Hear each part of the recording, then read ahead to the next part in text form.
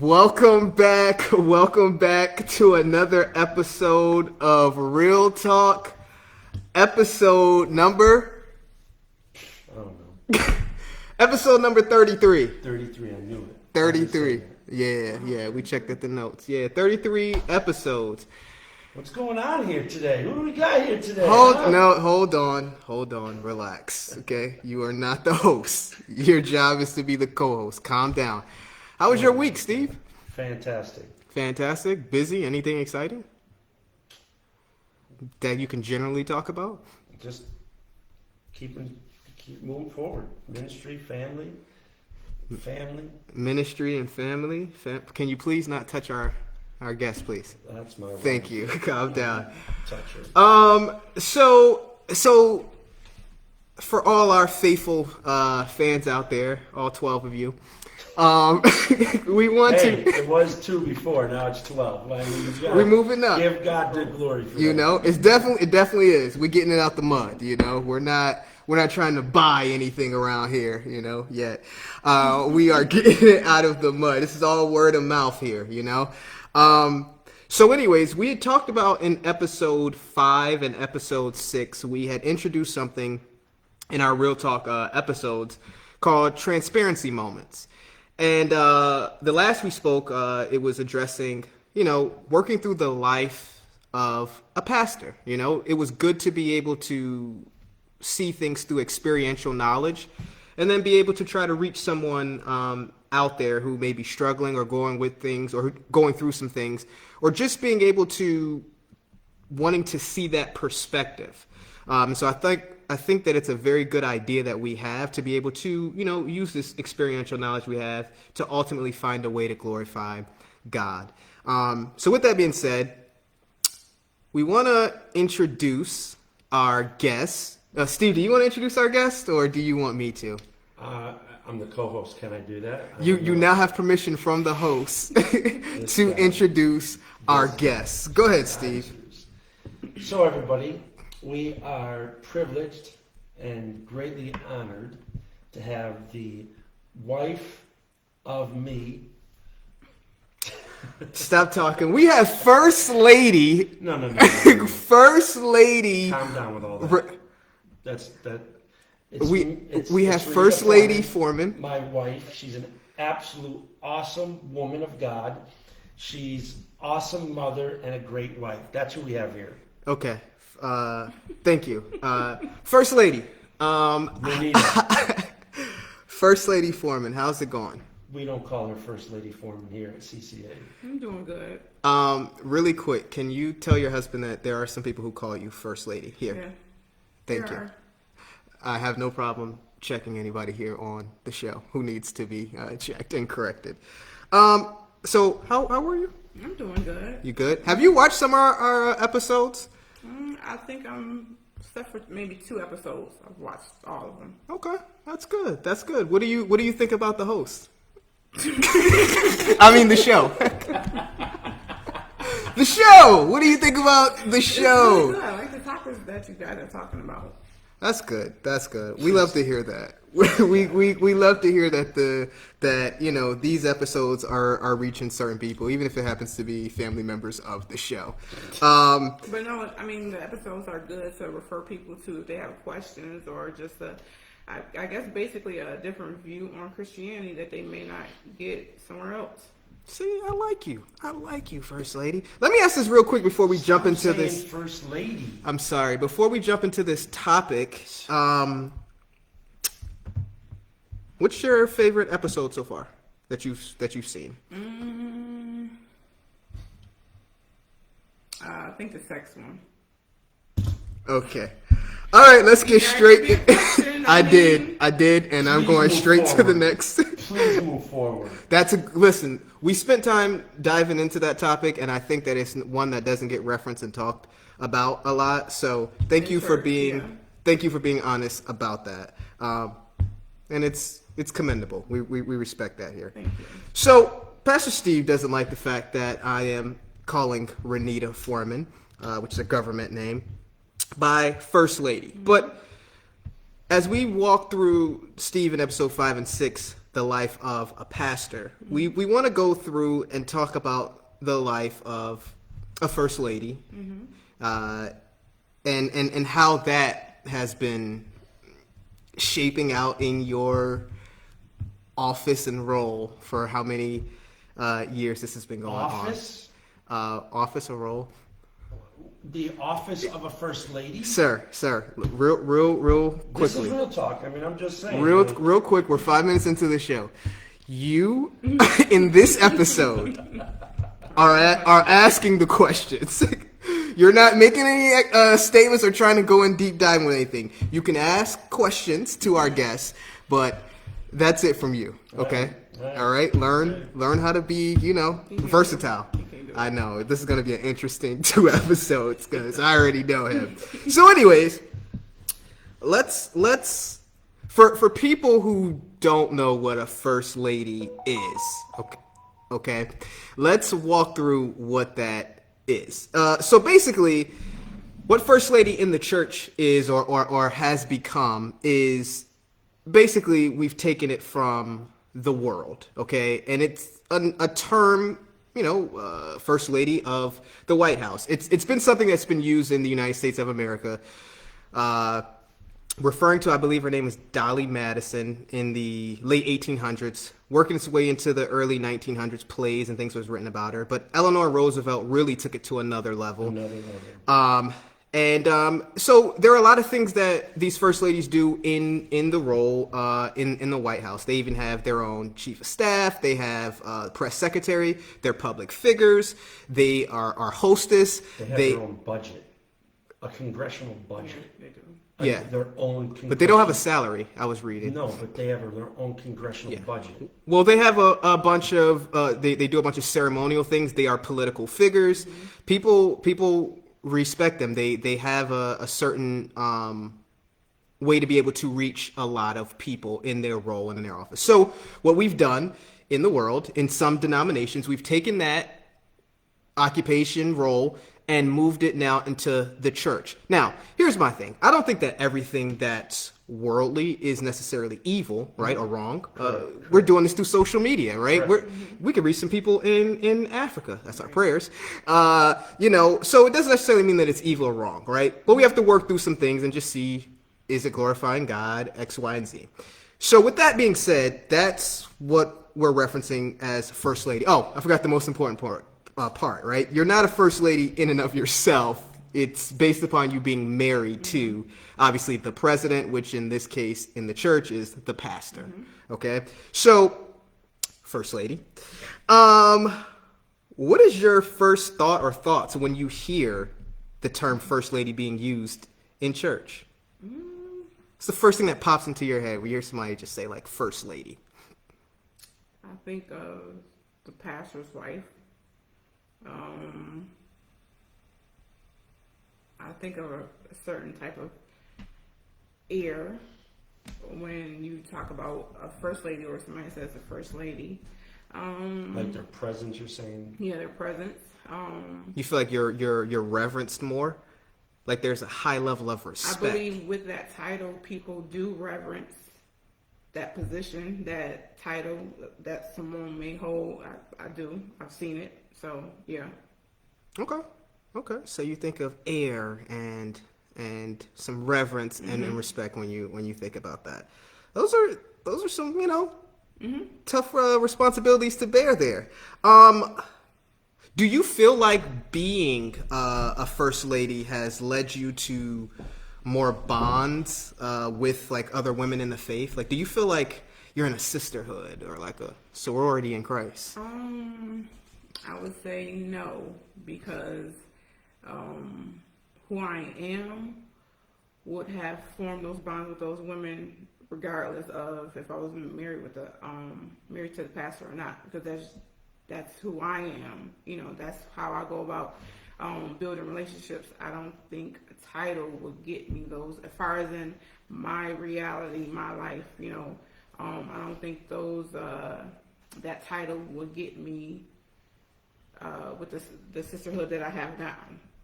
Okay, so this isn't like the Netflix show with the the white lady and the black Dutchman, and there's like it's like a royalty back in the Not in my world. Not not in your reality, world. no. So it's not like all you guys coming together, nice outfits on, sitting down, I have and no idea what you're talking about. No, because I haven't. it's a Netflix show. Don't worry about it. I haven't nurtured that in our church. Okay. That's not something that I wanted. So basically, the president or the pastor in this has pretty much kind of suppressed the idea of first lady. No, not suppressed it at all. When I married him, I was gonna say you're gonna leave me hanging. Correct. when this I dude. married You saw him, what he's trying to do. I guess I wanted to do things different. I guess having that title, I wanted to always be approachable, because when I seen first ladies, to me, the ones that I experienced, they didn't seem approachable. So I always was thinking in my mind frame that I wanted to be approachable. I wanted somebody else coming to the church, feel like, they could talk to me and feel like they had to come to me in a certain way and, say, first lady, whatever like that. Like I wanted to befriend a person. So that's the way. So basically, what you're saying is though that you did have this stigma towards first ladies before you became one. Yes. Okay. I did. And so that probably shaped. Because I was on the other side. I was a lay member and going to different, conferences, and I observed how the first ladies were and stuff like that. So yeah, I had a stigma on how the first ladies that I was around, how they presented themselves. Not all of them, but majority of them, yeah, how they presented themselves. So yeah, I had a stigma about first ladies before I became married to this wonderful man right here. Right. That was a nice little segue. Steve, do you have any questions right now as we continue to go through forward anything? It seems, I mean, as a co-host, as my co-host, you have to be able to work through things as we have more guests on this show. You can't just be the guy who's just like, nobody's asking me any questions. I have nothing to say.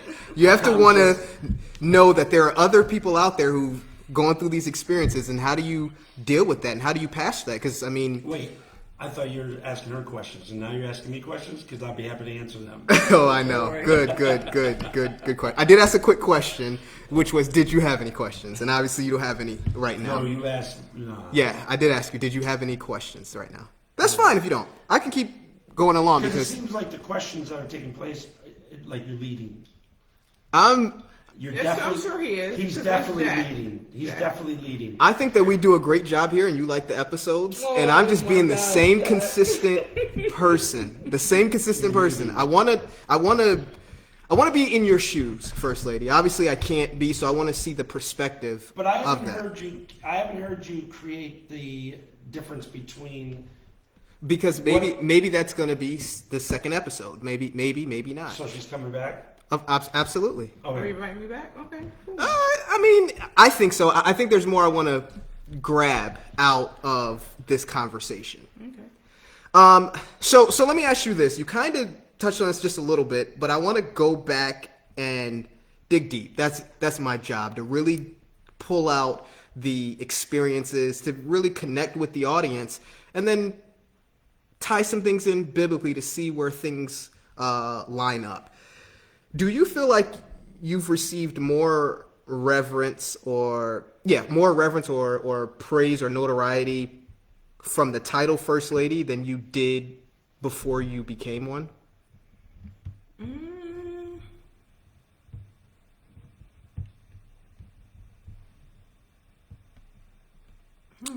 just trying to think about it. Do you want me to phrase it a different way? No. I guess I would say notoriety. No. Like reverence. Did people recognize who you were? Did they speak highly of you before you became First Lady? Yes. Before that title. Well, I would say no. I would say no. Okay. How did that make you feel? Like, how does it make you feel knowing that people speak to you more, respect you more, maybe offer you fruit, water, things like that. Whereas before, if you didn't have a first lady attached to your name, or if they didn't know that you were the pastor's wife, they wouldn't speak to you. They wouldn't offer you these gifts, I guess, that come with the responsibility. I think it's crazy. It just shows how people really are really gun ho about titles. That's what it shows me, Do you feel like, okay, so when you're reading verses, right, and you're looking at things like loving thy neighbor as thyself, when you see people being treated a certain way because of the title, and like you being treated first lady now, it's like, oh, first lady, how's it going? When 2 years ago before you became that, it was like, excuse me, Pastor Steve, how's it going? How do you think, when you look at verses like loving thy neighbor as thyself, what is going on in your mindset when you read that verse, seeing the way that people treat you differently based upon titles? That they're not fulfilling it. They're not doing it, clearly. I don't like that. I mean, I've seen that be done to people. And do you think it hinders people from coming to church or being a part of a fellowship or flock where they see favoritism? Definitely. They just you got a title, they go flock to you, and they treat other people like they Joe Schmo. I don't know. That's how they go about things, and that's why I would never like that title. Is don't treat me any different than you would treat Sister Rebecca that's coming into the church. Yeah, treat Sister Rebecca nice. Sister Rebecca probably got some dough. I've just always felt that way. Don't treat me any differently because I'm married to Pastor Steve. I've always felt that way. Don't treat me yes, respect me as his wife, of course. Greet me like you see me as his wife, but to be a first lady, I mean, I don't know. I don't think they should be so high on a pedestal. They're humans as well. They have flaws as well. So you don't feel as though in any part of you that seeing the way that women have been treated in society, and finally you're at a point in place where women are being seen and represented in leadership, that this is a chance to maybe show the giftedness of a woman through this role, through this office? It's a good question. I try here. I don't just show up with my glasses. I think me being right beside him, being who I am, can still help women. Let me ask you a question. What? There we go, co-host. He's doing a horrible job right now. He thinks I'm doing a horrible job. You think I was doing good. Go ahead. Yeah, too. Oof. When we talk about women in the church being recognized and so on, do you feel like the First Lady title takes away from the true honor and glory of womanhood because of how the Bible personifies true womanhood? For instance, Proverbs 31, woman. Does that give you any indication of a first lady? No. What does it give you a picture of? A wife and a mother. A wife and a mother, right? Do you feel like that because we added this office, whatever, of the first lady, it distracts the perspective of the ministry to help glorify the true essence of womanhood? Because it's now being empowered or it's being embodied in a position rather than the natural flow of God's purpose in womanhood? Let me say this. So when the title of a first lady, I guess whoever in that position could make it whatever they wanted to make it. So therefore, if a woman wanted to be, had a title as a first lady and they really mirrored, what a wife is, what a mother is, I wouldn't have no problem with that. But what I have a problem is when I see it just being used to, I don't know. I see fancy suits. I see meetings where they're coming together, but they're not really talking about like motherhood, the struggles of motherhood, the struggles of being a wife. Like that, I haven't been in those meetings that they're having gatherings to enrich women that are in those positions. I see more of a showing off. So that's the reason why that I'm a little off put on the title of a first lady. But I think somebody could absolutely, probably in that position, mirror what it is to be a wife and a mother for the other women in the church to glean from, for the other women in the church. So, like, okay, I'm struggling with this. I can come to her, or, they can feed off each other. Like, the first lady is not the end all be all, we can feed off each other. We can learn from each other, So to extend an olive branch to this idea of first lady, you're basically saying a woman that's in that role is not bound to act a certain way, like a negative way. Basically, people can abuse anything. Yeah. But there also can be something good used Correct. out of the essence of the office of a first lady, or Yes. the position of Yes. a first lady. But my question was, do you see that this created position, this man-made created position, do you see? This guy, he just wants to keep saying that. We've already addressed that more than once. No, but I'm getting to a point because you said good things. I'm not taking away from what she said was good, but you didn't answer the question. Okay. Do you see that this has actually distracted or deviated the main ministry of the church to emphasize womanhood in its proper context, and instead put it on a position of leadership and being in a position of so-called power, because it's attached to the pastor, to people see that as power? Do you see the office actually being more of a distraction than an actual benefit to the church? Well, then I would say yeah. So let me ask you this, just before you say yeah. We don't do one word answers around here on the show. I gotta stand up for my first ladies of Your tradition. of I the get it. of Your the church. tradition. Say it. Your tradition. There's a lot of traditional things that we do. I never denied that. Okay. I never All denied right. that. Because You're just standing up for a tradition. we pray before we. So And we've already seen what prayer does, which is a biblical thing, a God-ordained thing. I get it, but it could be used traditionally. All I'm saying is this, right? Here's my Just question. reverse the whole process. All right. Back to our guest here, okay?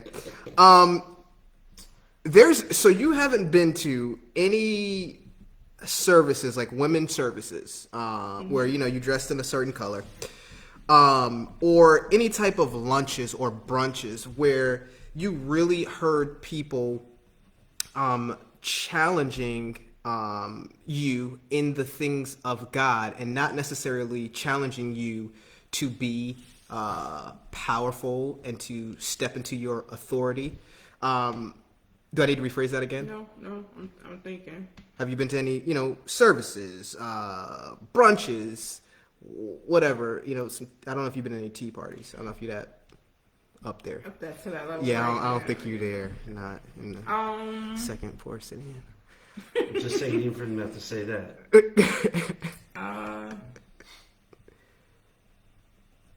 No, none that stick out in my head. No. in. Because while I do believe and understand that motherhood and womanhood is very important, top two, right? I'll always say the gospel, preaching the gospel is number one. Okay. And so if women feel as though they need to do a service, for themselves, or round up, people for themselves, I'm not against that. But, I would like to, what kind of is the focal point? Are we pushing women to say, hey, listen, we can go out there and preach the gospel as well, too? Hey, are we training up our kids, in the epistles where it talks about, the women speaking to the young? Are we finding ourselves really laying hold to scripture as, first ladies, or, whatever they say be, really pushing ourselves in the scriptures to bring about glory to God? Or have you seen yourself more so in a place where it's just more so like glorifying like our roles, like your role and your position? Like, you know what I'm saying? have you been in any services or places where this first lady time actually, I actually seen somebody actually, push us and motivate us in that capacity? It's been like maybe a service of a mixture of those. Okay. Of those two I've been in.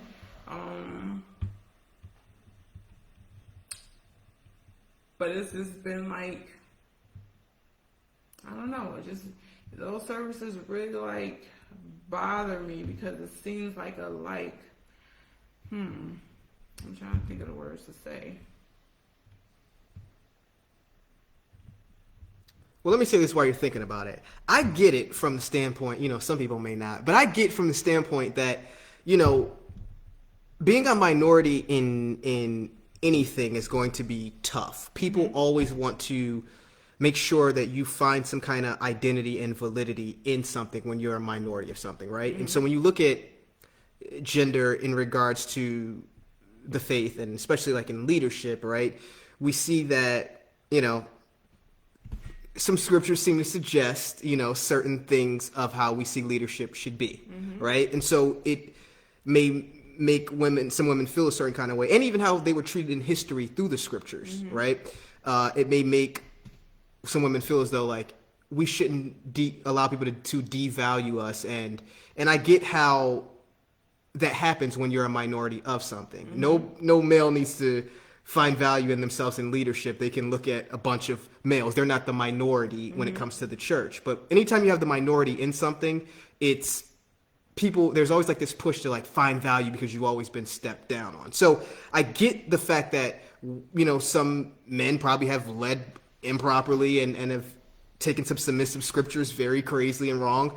But I just want to make sure that we're presenting our audience with one, what the title First Lady is, walking them through your experience, because you're actually the person in those meetings. I tend to not go to those. Right there with the statement that you just said, I do feel that that kind of like presence when I'm in those meetings, as if that they're fighting to be heard, wanting to be in charge, and I struggle with that. So I don't like those type of meetings.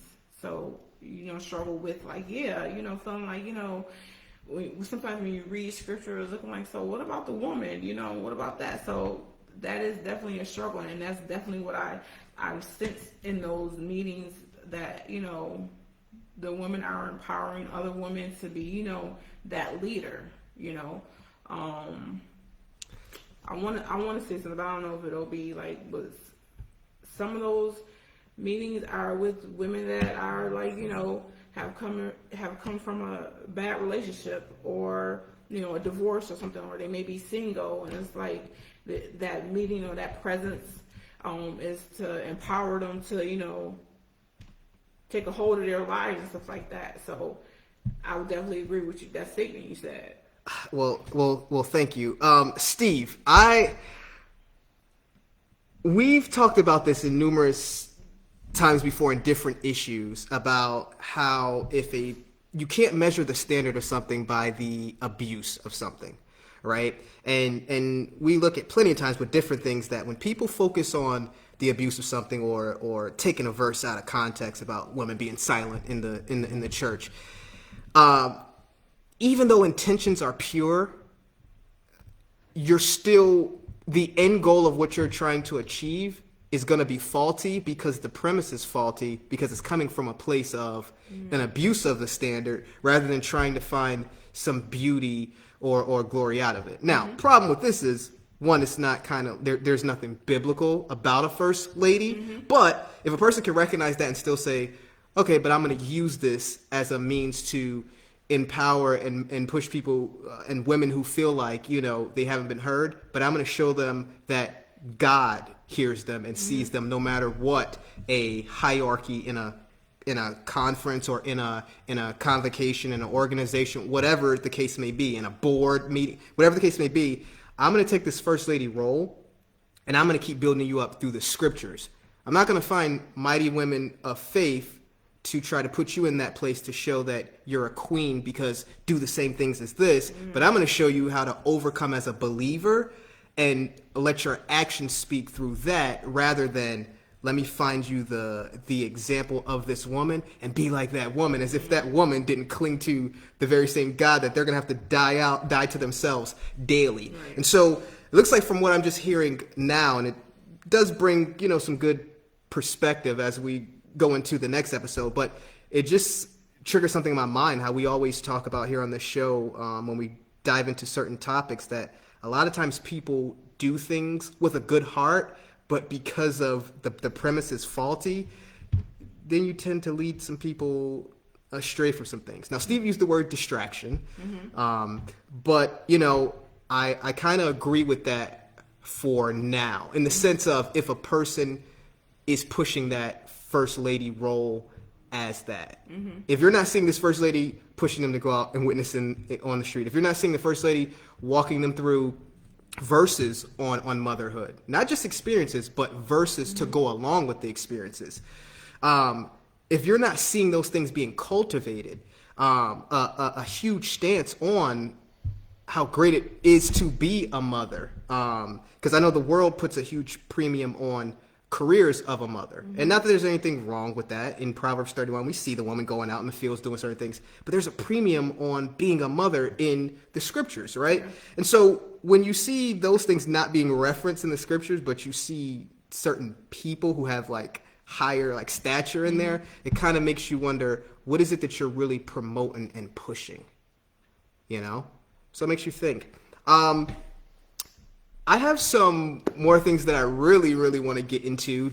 I really want to talk through some of the struggles that you go through. You just really kind of touched on the outside moments, just going to services. But I kind of want to walk through, you seem to make a face when you said something earlier that you wanted to be respected as his or the pastor's wife, respect me as the wife, not so much as the first lady.